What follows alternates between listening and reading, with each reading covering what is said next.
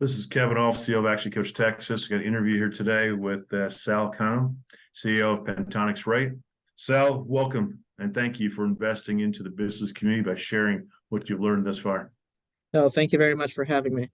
It's a pleasure. It's an honor to, again, understand what it is you've done, where you're going to, and again, your journey. So Absolutely. First question I've got for you. So you're up to 14 employees now, been in business since July of 2021. Question for you. What do you attribute your growth to, Sal? What do you attribute your growth to? Well, I think in business as a whole, personally, I've had a lot of experience with with the Marine Corps. I served in the Marine Corps for 10 years previously. And one of the things that biggest takeaway I would say I had was the ability to adapt and improvise, right? Everybody talks about that. But in entrepreneurship, that's, you have to be able to adapt to your customer needs and demands, and then be able to pivot if needed. So I would say the biggest contributing factor is the ability to adapt, right, with the growth. What is it that your clients need, and then how quickly can you adapt to meet that need? Phenomenal. Yeah. Adapt or die, right? That's right. Absolutely. You go back to the USMC, there you have to adapt or you may well die. Or your buddies. Very well. Yeah. Exactly. Appreciate you serving, sincerely. My first job out of college was at Oshkosh Truck Corporation Defense Division. We made trucks for USMC as well as U.S. Army and U.S. Air Force. No kidding. Yeah, I appreciate it. Yeah. So thank you. Yeah, the rigor those trucks had to handle, it's like, man, there's soldiers inside those trucks. So it's like, my goodness, what they've got to go through, keeping us safe and through strength. I appreciate that. Yeah, likewise. So question for you. If you had to start from square one in the business, what would you do differently, Sal? What would you do differently? Oh, that's a good question, right? Everyone talks about if I had an opportunity to redo or take a different opportunity. Hindsight is always 2020. So there's a few things. Number one, I would say is get a mentor from day one. You're never too early on in the business process to get a mentor. And I would say, although we were able to, we had tremendous growth right out of the gate. And if I would have just had that mentor, I think some of those growing pains, if I would have been part of that mentorship early on, some of those growing pains could have been avoided. And so just number one thing would be I would have a mentor immediately. People who have done what you're trying to do and have been where you're trying to go. I think that's number one for sure. Awesome. Thank you. It makes all the difference. I've got a couple myself. Yeah, absolutely. It makes all, like you said, stand on the shoulders of those who've gone before you, those who've experienced things, see things. And also the reality, I think you may have seen this as well, is that they can see from the outside that which it's tough for you to see from the inside. Would that be true too? Oh, 100%. Yeah, I couldn't agree with that more. Yeah. I think, everyone talks about it, but sometimes when you're in the quote unquote fog of war in the middle of the thick, right? It's difficult to step back and look at the problems that you have and the solutions that may be quite evident to those that are outside of the business, but might seem, a tremendous mound in front of you. Yeah. I've had people say, Kevin, you run all of Actually Coach of Texas. Why do you need a mentor? It's like, because I'm human and I still need someone providing outside perspective. Absolutely. I look from the inside out. And yeah, I do my best to look from the outside in, reflection. Nonetheless, those mentors are invaluable. Thank you. Third question is, what's been your biggest learnings as an employer since you began your business? So learnings as an employer of people, you've got 14 team members. What have you learned there, Sal? Yeah, I think the biggest takeaway has been, I've been in leadership positions, since my time in the Marine Corps, after that in the civilian sector, from managerial perspective there. But the biggest thing being from an employer perspective is leading from a holistic concept. So understanding the employee needs from not just their, day-to-day responsibilities, but holistic approach, right? We're talking about providing them the best environment from a culture perspective, providing them the environment that they need to succeed with their 401k and planning for their future, having the proper, healthcare and benefits in place. I think that's just been the one thing that I would call out is learning to manage people from a full concept perspective, giving them the right tools to succeed and giving them the opportunity to continue to further themselves while taking care of their family. Ultimately, that's what we're here for, right? We're here to we don't live to work, we work to live. You know, that mentality. And as an employer, you really drive that culture. Amen to that. For us, one of the things we teach our clients is the fact that, look, a business ought to give you a better life while you own it, more life options, and you go to exit. There's two exits: exiting from the day-to-day and ultimately exiting from the equity side at some point in time. Absolutely. And the team, it's so interesting in the accounting world, team members are considered an expense, right? In the accounting world. And yet Absolutely. as owners, it's the greatest investment. You couldn't have said it better. I would agree to that. Yeah. Yeah. So you talked about, investing in your team, and in what ways, how are you investing in your team benefits? And then how about the other side?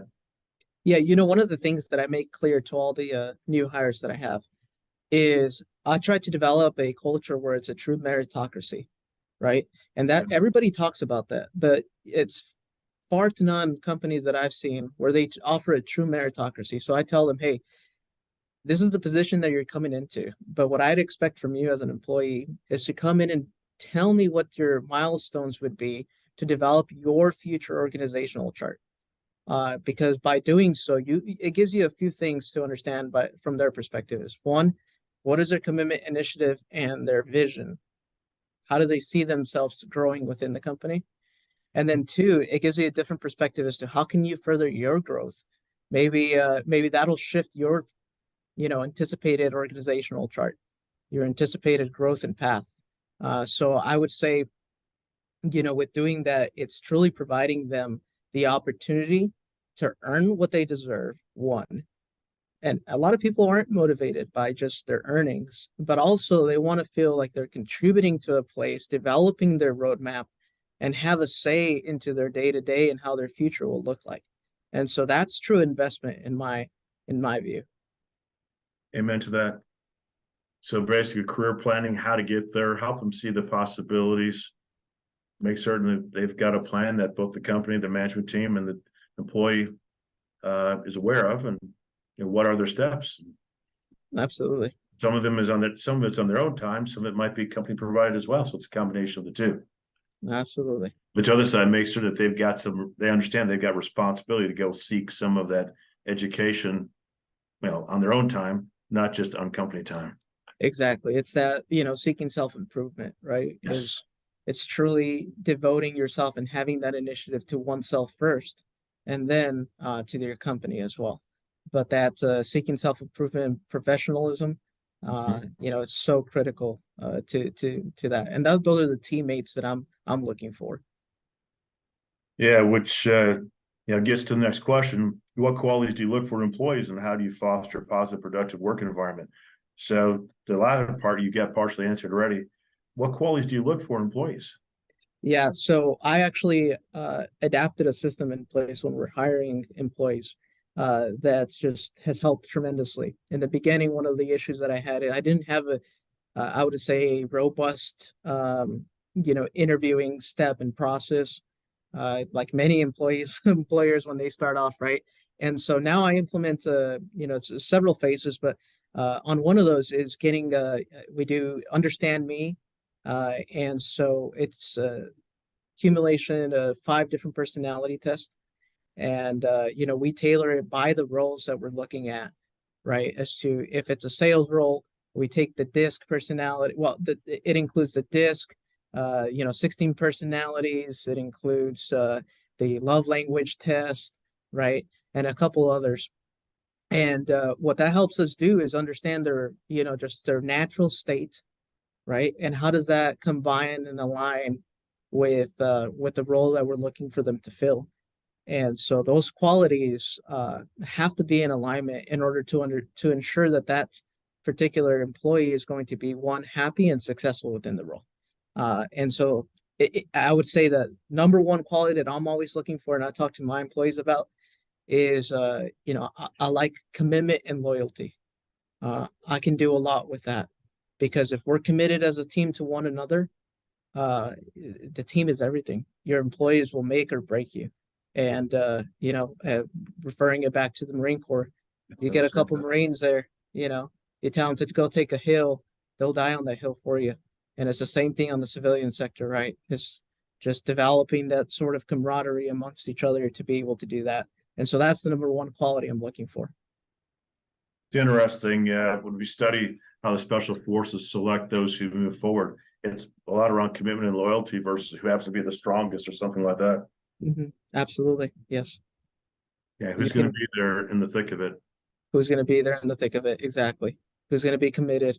And you'd be surprised what you can accomplish with those that are committed and loyal, right? A lot of the other things are trainable. You can train and teach and mentor.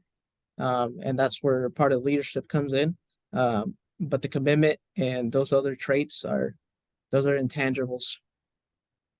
Yeah, and those are difficult to shift if someone doesn't have them. Absolutely. Yeah. Yeah, if ever. So well done.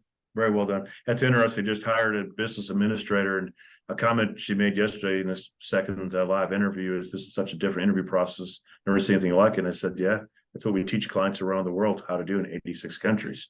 A different process, because the reality is this, and I'm sure, Sal, you've seen this, whether it be your military duty or as a business owner or entrepreneur. If you do the ordinary, you're only going to get the ordinary. You got to be willing to do the extraordinary to have extraordinary results. Absolutely. Oh, that's very well put. I'm gonna go ahead and steal that one. That's for sure. That's all good. It's very true, right? Yeah, absolutely.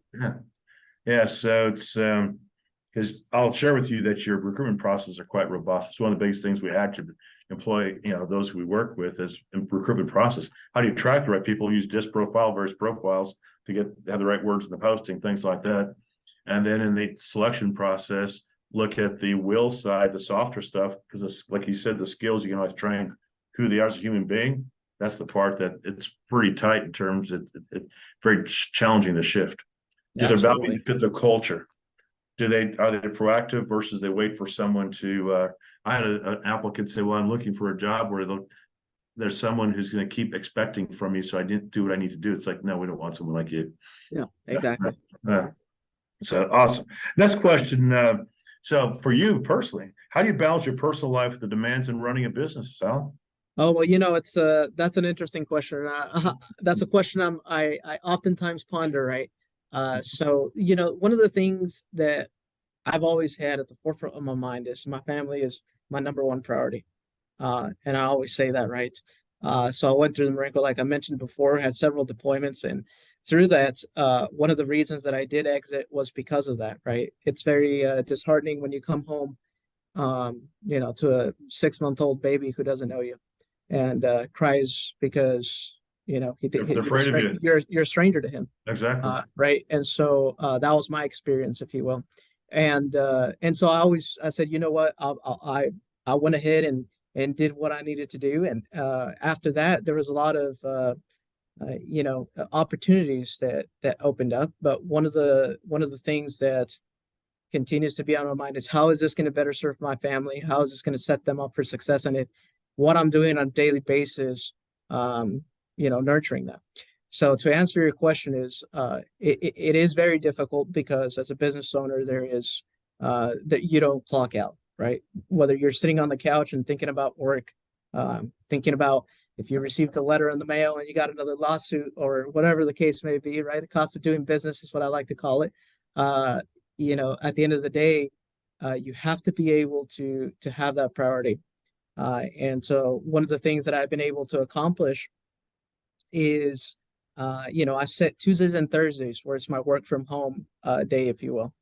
But it's one of those days where, I'm at home. I get to pick up the kids if I need to, and I contribute at the house. And then the last thing I'll say that, many people don't realize is your daily actions is what is a sum of how your kids are going to remember you in the future, right? And so do you show up to their events, right? My kids are highly active, so they're in baseball and football, and so do I. I try not to miss a single practice, and I try not to miss a game, right? Because those are the moments that they remember. Did my dad show up to those? So all in all, it's a difficult balance. It's not easy, but have the discipline to go ahead and tailor a couple days out of the week where you dedicate that time with them. You may have heard this one already, Sal. I learned this when I joined actually coached 17 and a half years ago. Brad Sugar's a founder, shared with me, he said, Kevin, kids spell love Time. It's the actual engaging time, not just being in the same room, actually engaging time with them that they remember, and that is so important to them. So well done. I understand that. Yeah, I 100% agree with that. Yeah, I appreciate it.